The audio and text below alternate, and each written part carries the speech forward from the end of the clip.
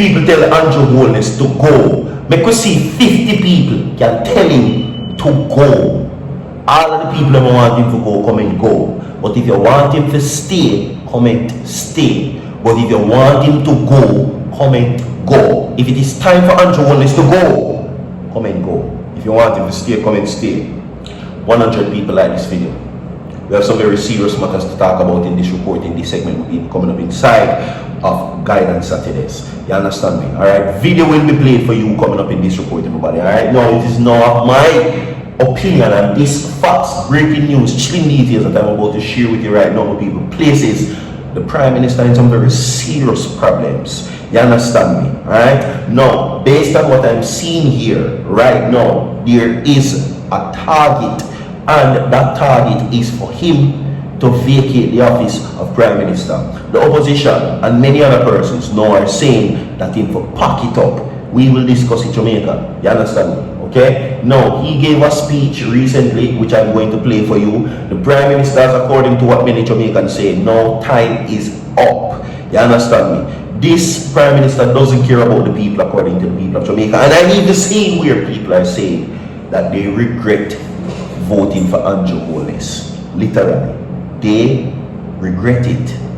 You understand? So all of the people who want him to go, and I think more than 50 people are going to come in. So let me say all of the people who want him to go, come and go. And the people who want him to stay, come and stay. We even out the thing and we make it a balance. So everybody who wants him to go, come and go. If you want him to stay, come and stay. Stay. You understand? Because he says that he's the best Prime Minister Jamaica has ever seen. Andrew Holness says that this administration, this government caters more for the people of Jamaica than any other government that has ever been in power. Not Prime Minister P.J. Patterson, not Bruce Golding, not Edward Siaga, not Portia Simpson Miller, not Michael Manley, and certainly not Buster Manty. No, the best. He says that he is the best. He fixed the most road, lower unemployment. He has developed Jamaica, stabilized the currency, stopped inflation. He says that he has built more houses for the poor.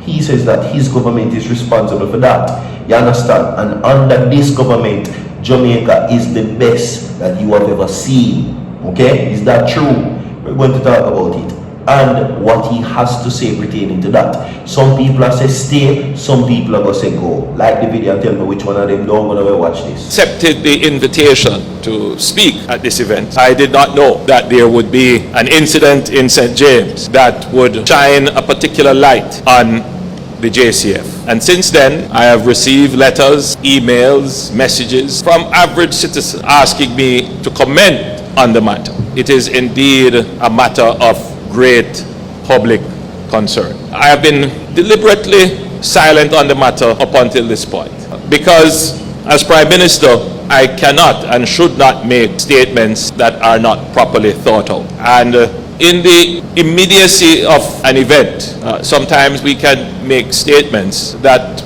more complicates than advance understanding. And so this turned out to be an opportune occasion on which I could make a few comments on the matter. Clearly, I cannot address the facts and details of the matter, and I don't think the public expects me to do that. But I think the public needs some reassurance of who we are, what we believe, and what it is that we want to achieve. At the core of this is humanity and dignity. That's what it comes down to. Humanity, dignity, and respect. Less than a week ago, Latoya Bulgin from St. James lost her life in a police-involved shooting. I extend my sincere condolences to her family, her friends, her community, and all who are grieving. I know that the incident has caused pain, anger, 50 people and deep concern across Jamaica, and not just in Jamaica. I believe that we should all recognize that we live in a global village, and anything that is happening in Jamaica. Yes, it has parallels elsewhere. We see the situation in Minnesota a few months ago. But what is happening here is exported in milliseconds in other jurisdictions. And so I've been receiving calls from Jamaicans overseas concerned, and from friends who are not Jamaican, but who would have seen the incident circulated.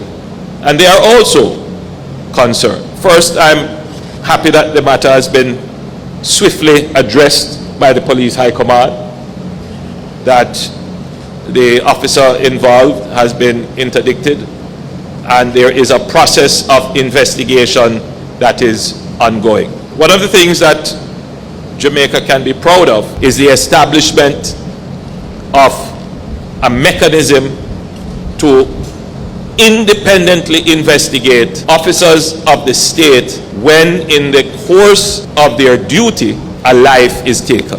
That was a fundamental and profound change in how Jamaica policed itself. And as officers coming up in the police force, I am hopeful that it is the general understanding that the entire objective of the state is to preserve life.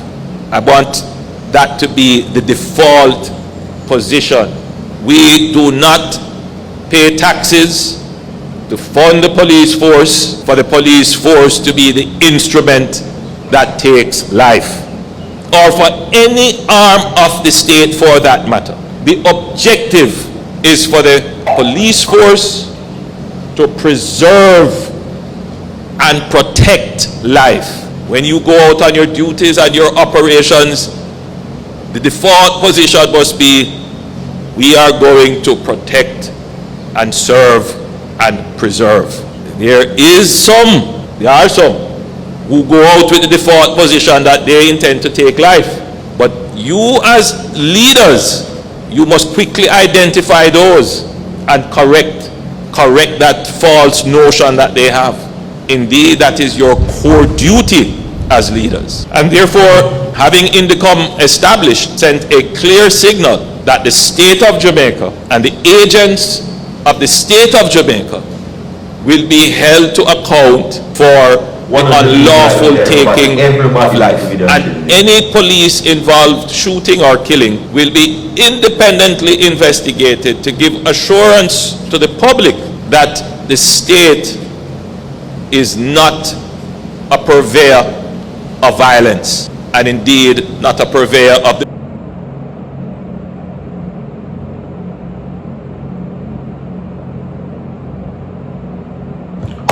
Alright, so welcome everybody. Now,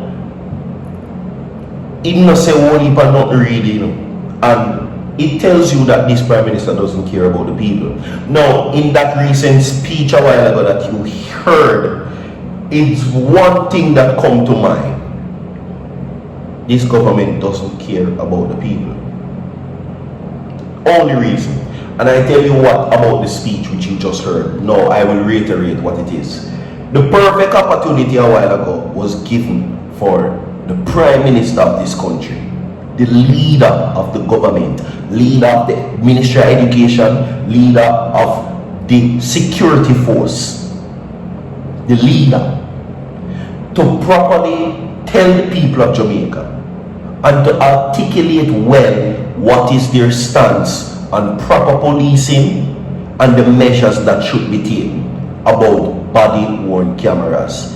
5 minutes of speech that was given a while ago made mention of nothing about the current behavior of the police and proper policing measures, which includes the use of body-worn cameras. Being at a police event, a function, a ceremony where you were invited to speak and so happened to mention the tragic shooting of Lataya Bulgy, would have been the perfect time for you to ensure and enforce the measures of proper policing and body-worn cameras. So it's fair to say that the Prime Minister, in my opinion, is against the police wearing body cameras, because it wasn't talked about. 100 people like the video, we have more to come. Don't go away, so forward.